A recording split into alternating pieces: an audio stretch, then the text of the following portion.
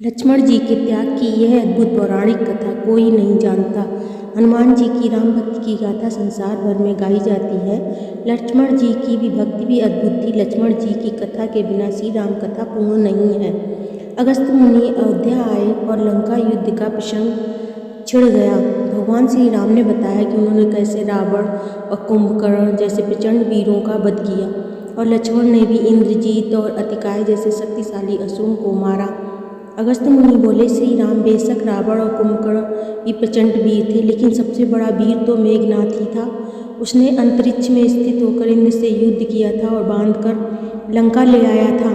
ब्रह्मा ने इंद्रजीत से दान के रूप में इंद्र को मांगा, तब इंद्र मुक्त हुए थे। लक्ष्मण ने उसका वध किया, इसलिए वे सबसे बड़े योद्धा हुए।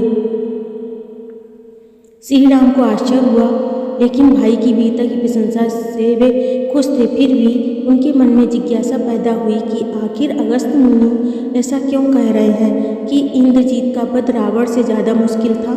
अगस्त्य मुनि ने कहा, प्रभु, इंद्रजीत को वरदान था कि उसका वध वही कर सकता था जो 12 वर्षों तक ना सोया हो, जिसने 12 साल तक किसी स्त्री का मुख ना देखा हो और 12 साल तक भोजन ना किया हो। श्री राम बोले, परंतु मैं वनवास काल में 12 वर्षों तक नियमित रूप से लक्ष्मण के हिस्से का फल फूल देता रहा। मैं सीता के साथ एक कुटी में रहता था, बगल की कुटी में लक्ष्मण थे। फिर सीता का मुख भी ना देखा हो और 12 वर्षों तक सोए ना हो, ऐसा कैसे संभव है। अगस्त्य मुनि सारी बात समझकर मुस्कुराए, प्रभु से कुछ छुपा है भला।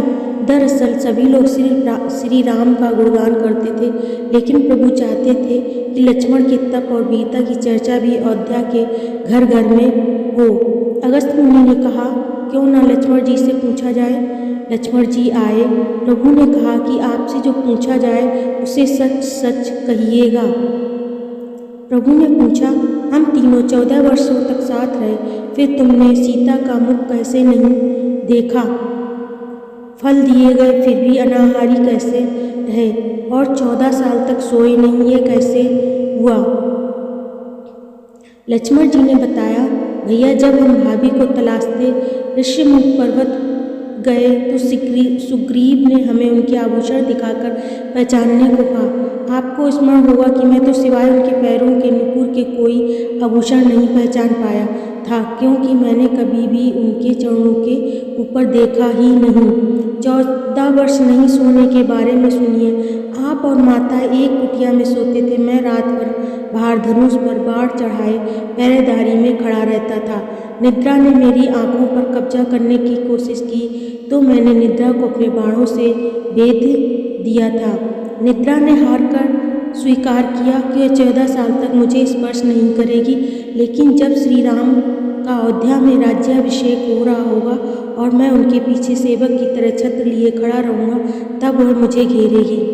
आपको याद होगा, राज्याभिषेक के समय मेरे हाथ से छत्र गिर गया था।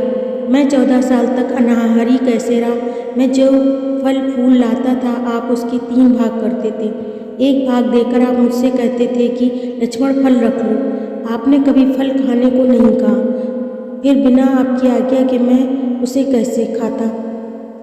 मैंने उन्हें संभाल कर रख दिया। सभी फल उसी कुटिया में अभी भी रखे होंगे।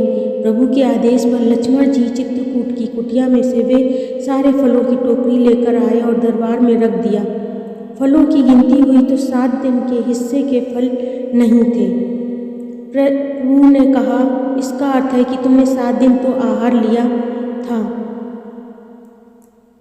लक्ष्मण जी ने 7 फल कम होने के बारे में बताया कि उन 7 दिनों में फल आए ही नहीं। नंबर 1, जिस दिन हमें पिताश्री के स्वर्गवासी होने की सूचना मिली, हम निराहारी रहे। नंबर 2, जिस दिन रावण ने माता का हरण किया, उस दिन फल लाने कौन जाता। नंबर 3, जिस दिन समुद्र की साधना कर आप उससे राह मांग रहे थे। नंबर 4, जिस दिन आप इंद्रजीत के नाग पास में बंधकर दिन भर अचेत रहे। नंबर 5, जिस दिन इंद्रजीत ने मायावी सीता को काटा था और हम शोक में रहे। नंबर 6, जिस दिन रावण ने मुझे शक्ति मारी। और नंबर 7, जिस दिन आपने रावण वध किया। इन दिनों में हमें भोजन की सुध कहाँ थी। विश्वामित्र मुनि से मैंने एक अतिरिक्त विद्या का ज्ञान लिया था, बिना आहार किए जीने की विद्या।